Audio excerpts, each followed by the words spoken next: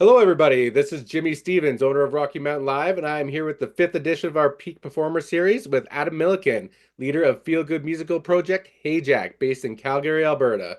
Welcome to the show, Adam. We're stoked to have you here. How are you doing? Good, good, Jimmy. Thank you so much for having me on. I appreciated our chat in Canmore when we got to catch up at Canmore Folk Fest warm up, and I'm glad we get to connect now. Yeah, it was a great little chat we had at Folk Fest warm up. I had listened to your music a bit before the warm up, and I was stoked. I unfortunately couldn't get out to the shows as I was at my table, but I picked up this great little piece of merch there and had that in the tank here waiting for this interview. So yeah, I love the tunes, love the band, love the whole project. So why don't you tell us about Hey Jack and what do you want everybody to know about the project? Yeah, first of all, thank you again. Hey Jack's a feel good rock project. It started out just myself during the pandemic and sort of on TikTok a bit. And then we got playing live and friends connected in, joined on and went from there. It's really about chasing your dreams. We've as a family had to deal with different grief scenarios and loss. My four of my kids have lost their biological mom a few years ago, and it was one of those things where like life is really short, so like let's chase our dreams. And music for me was always one of those dreams. So Hey Jack's a big acronym of my kids' name, worked out. So that's a bit about the background. Oh, that's amazing. Yeah, that's a very good message to have through your music. So why don't you tell us about that acronym? Yeah, so it's built up. We got lots of kids in the family. Our youngest is actually he doesn't predate the band formation, and so he's been left out. But it starts with it's not an age order in any way. It just works out this way. So it's phonetically it goes H for hope. The EY is for my daughter Ayla. So EY Hey sort of works together. J for Jackson. He thinks the whole band is about him because he's like, it's Hey Jack. You call me Jack sometimes. A for Abby, C for Connor, and K for Kaya is the way it works out. But yeah, big family, like feel good band, and that's where a lot of the messaging of the music is important, to what we write, what we say, what type of songs we want to put in the set too. Oh, that's amazing. I listen to feel good music all the time. Uh, Genre blending reggae is actually my favorite genre of music. So yeah, I love the Hey Jack style and the whole message you got going. That's amazing. Good for you. So your style that you're talking about, it seems to speak to the type of people who would live in the mountains. So what do you think connects people with your music? Yeah, I think the message of Hey Jack songs, and we've got these songs that really enforce this message about to release this year. They talk about really just slowing down and being willing to disconnect from the 9 to 5 and take a breath of fresh air. And it seems like those mountain folk are experts at that.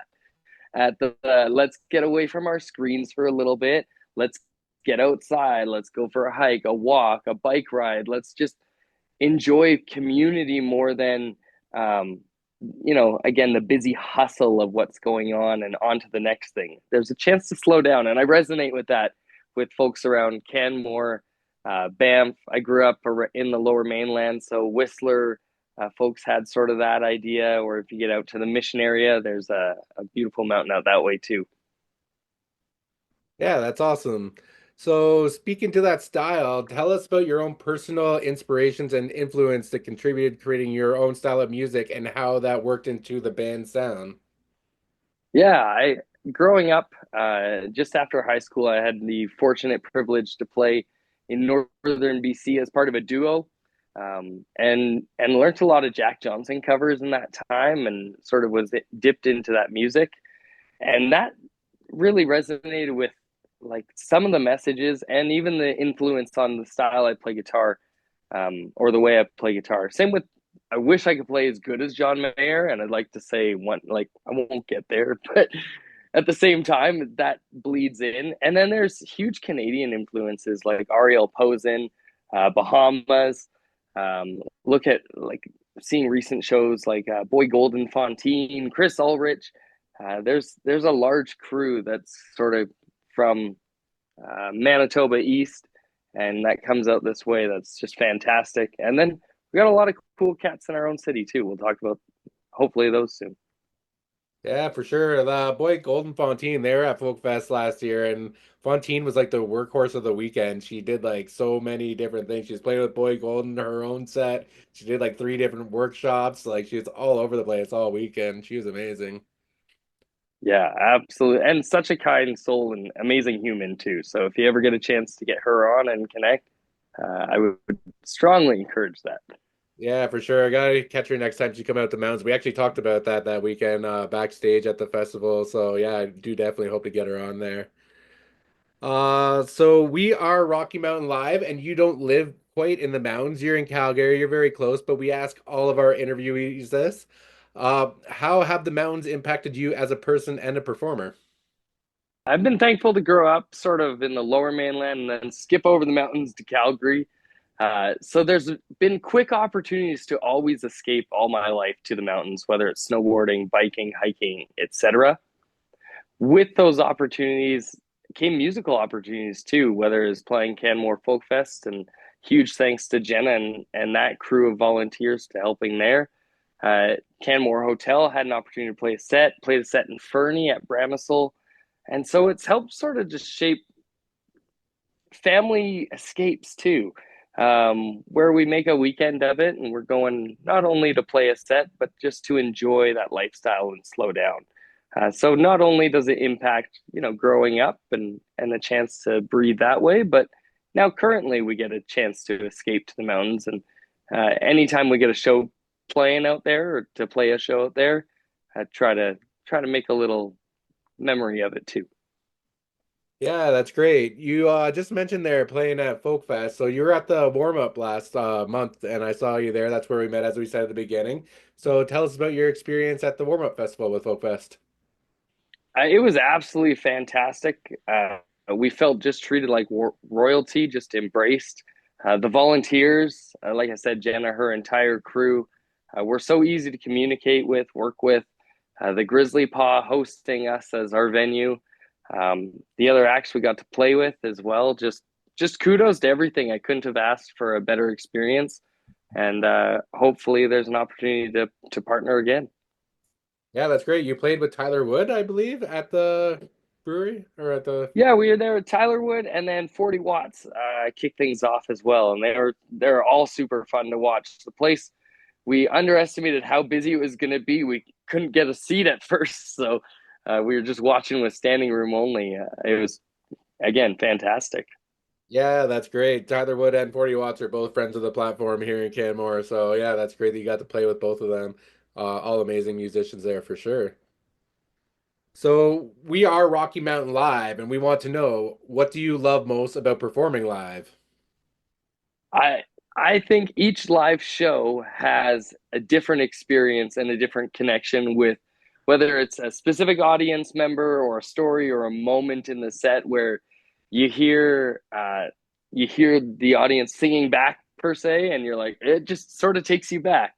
And so I look for those special moments and nuggets in each show, and then whether it's 10 people or 100 people or more, I think we go into each show the same way and the same attitude. Like you never know who's going to be there and what opportunities are going to come from it.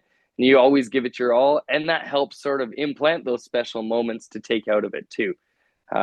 So whether it's just been people saying, hey, I really resonated with this story or this song, or when we cover something and you hear the bar singing along, um, different moments definitely captivate different shows and make them special.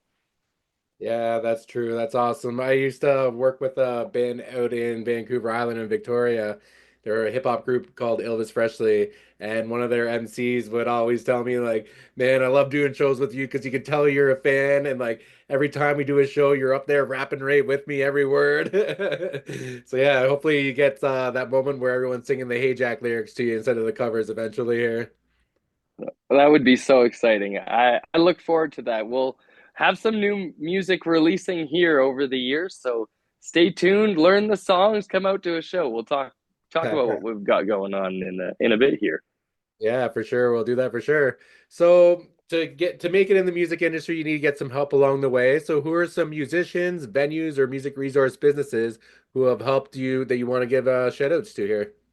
Yeah, I gave a shout out to Jenna with Canmore Folk Fest, Shayla with Westerner Days up in Red Deer, Hannah and Kat down in Lethbridge with their appropriate venues, and where I can't spoil too much of where they are because it's some upcoming stuff.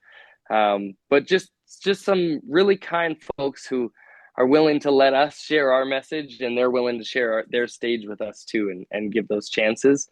A huge shout out to Logan Middleton from X Exposure, and just giving bands in the local scene an opportunity to get heard on the radio on a weekly basis. Things like that go a long way. Um, so I think those people, and then I think about specific bands in the scene too. It definitely takes a community where Midnight Gossip, who's also on this platform, and we played our first like show together, being like, okay, let's put this together, let's sell tickets, rather than being on an open mic or a round or a festival or per se. So some special connections that way, and just the folks you get to meet along the way. It maybe it's like raising kids, like it takes a village to raise a musician or a band up. It takes a village. You have to have the support of the community, and it starts with other local bands who are into your same thing, but it's give and take. Like, you can't just expect everyone to love your stuff and not be willing to show up to their shows, and support, or buying their merch, and doing the little things, or when their single comes out, like sharing it on a social media platform and actually streaming it goes a long way. And those are just kind, easy things you can do at multiple levels, whether it's free or has a financial burden to that support.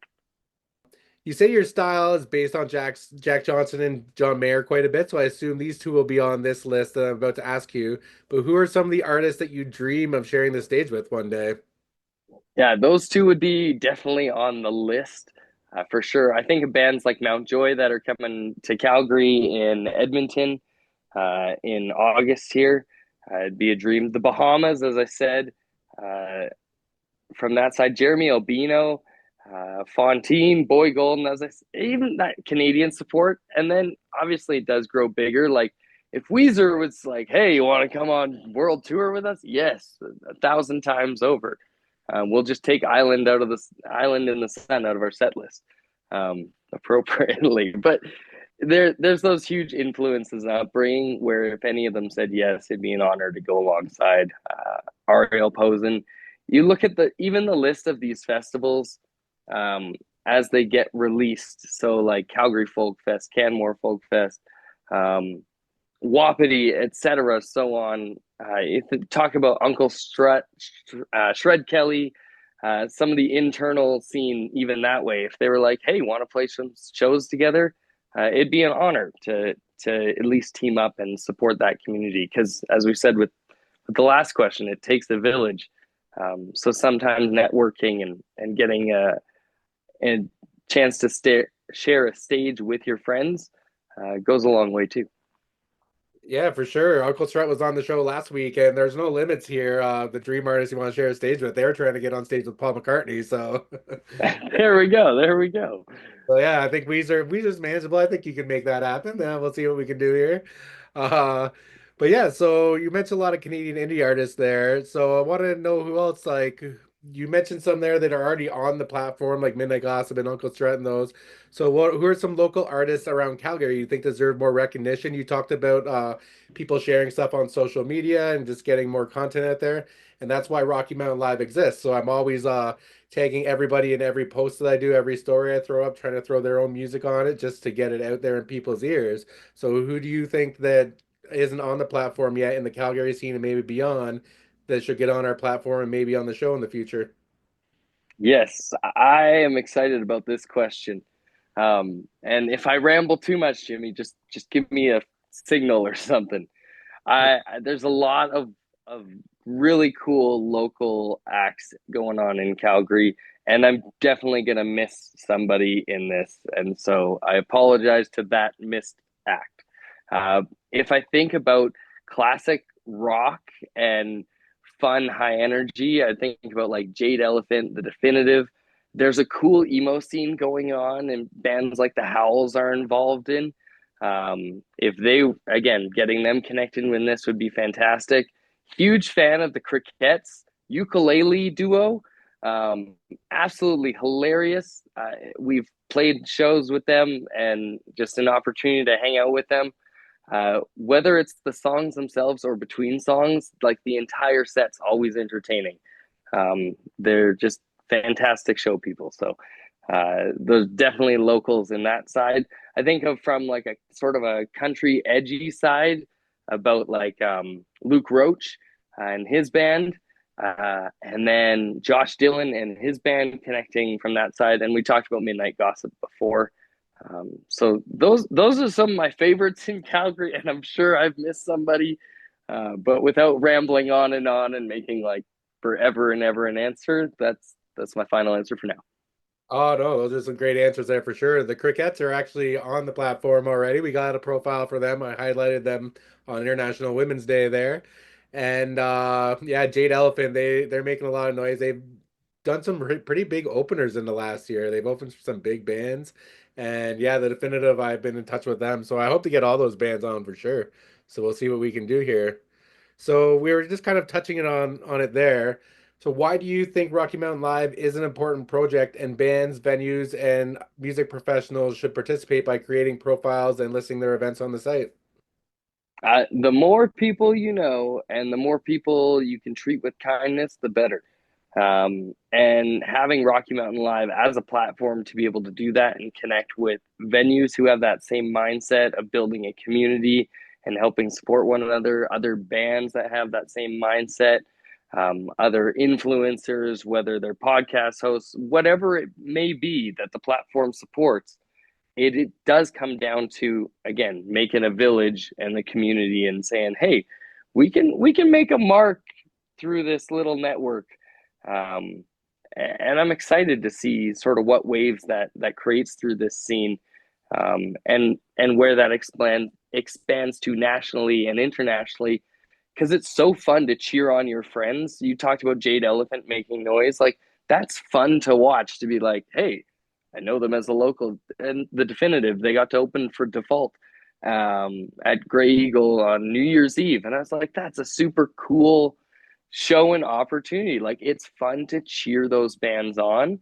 And so I think on Rocky Mountain Live, you're seeing that, and it's an opportunity to reach out and share that network and community too, and get others plugged in. Yeah, for sure. That's exactly why we exist. This is actually my favorite question that I ask every time, is because it's a different answer and there's different reasons every band wants to see this platform, which just makes me realize that I did the right thing by starting it, and I'm stoked to see where we go. So I appreciate your time today. I'm not going to take up any more of it. We've had a pretty good interview here, and I hope that we can follow up when we get a real podcast going on Rocky Mountain Live in the future. Right now, is there anything you want to plug? Do you want to plug your social handles, any upcoming shows, anything else about Hey Jack you want to let us know about? Yes, yes, please. First of all, thank you, Jimmy, Rocky Mountain Live, just for taking the time to chat. As far as social handles, if you follow us on HeyJack_music, is most of them heyjackmusic.ca, as you can find all the stuff there. YouTube, some HeyJack, you can find some live clips. We're on Spotify, all the goods there. So if you want to listen to some HeyJack music, we'll be releasing more. And then as far as upcoming shows, we are in the process of booking stuff. We're going down to Lethbridge, Radium. So we're making our way out that way. We're into Salmon Arm, I know, this summer. So I can't say too much, but there's more to come still. And I'm excited to announce what the details of those dates will be too. So we'll be traveling into the mountains. All right, that's exciting. It is festival lineup season, so I hope to see you on a few of those festival lineups that are being released in the coming weeks. Thank you for your time today. It was great chatting with you. You're a great guy, and I can't wait to see what the future holds for Hey Jack. Thanks, Jimmy. Have a great day.